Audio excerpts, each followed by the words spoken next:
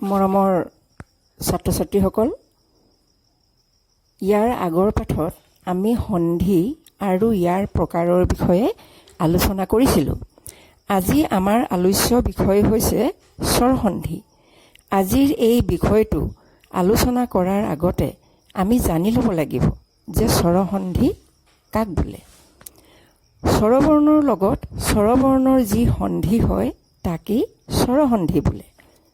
উদাহৰণস্বৰূপে আমি দুটা শব্দ ল'লোঁ। সেই শব্দ দুটা হৈছে গণ আৰু ইছ। গণ মানে হৈছে জনতা আৰু ইছ মানে হৈছে দেৱতা। এই শব্দ দুটা যদি বৰ্ণ বিশ্লেষণ কৰোঁ তেন্তে আমি এইদৰে পাম। গণ শব্দটোৰ যদি বৰ্ণ বিশ্লেষণ কৰোঁ তেনেহ'লে পাম গ যোগ অ যোগ মূৰ্ধন্য ন যোগ অ। দ্বিতীয় শব্দ ইছ শব্দটো যদি আমি বৰ্ণ বিশ্লেষণ কৰোঁ তেতিয়াহ'লে পাম দীৰ্ঘই যোগ তালিবাস। প্ৰথম শব্দ গণ শেষৰ বৰ্ণটো হৈছে অ আৰু দ্বিতীয় শব্দ ইছ শব্দটোৰ প্ৰথম বৰ্ণ হৈছে দীৰ্ঘই। আমি ইয়াত দেখা পালোঁ যে অ আৰু দীৰ্ঘই মিলি ইয়াত কি হ'ল? এ হ'ল। সেইকাৰণে গণ যোগ ইছ গণেশ। এতিয়া আমি দেখা পালোঁ যে গণ শব্দৰ শেষৰ বৰ্ণটো হৈছে অ আৰু ইছ শব্দৰ প্ৰথম বৰ্ণটো হৈছে দীৰ্ঘই। দুয়োটা বৰ্ণই হৈছে স্বৰবৰ্ণ। গতিকে ইয়াত দুয়োটা স্বৰবৰ্ণৰ মাজত সন্ধি হোৱাৰ বাবে ই হ'ল স্বৰসন্ধি। ছাত্ৰ ছাত্ৰীসকল, আশা কৰিছোঁ তোমালোকে স্বৰসন্ধি কাক কয় তাক ভালদৰে বুজিব পাৰিছা।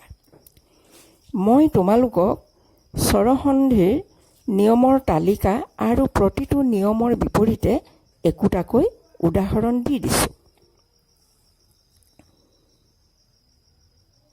যদি প্ৰথম শব্দৰ শেষৰ বৰ্ণ অ বা আ হয় আৰু দ্বিতীয় শব্দৰ প্ৰথম বৰ্ণটো যদি তালিকাত দিয়া ধৰণৰ হয় তেন্তে ১ নং তালিকাত দিয়া নিয়ম অনুসৰি স্বৰসন্ধি হয়।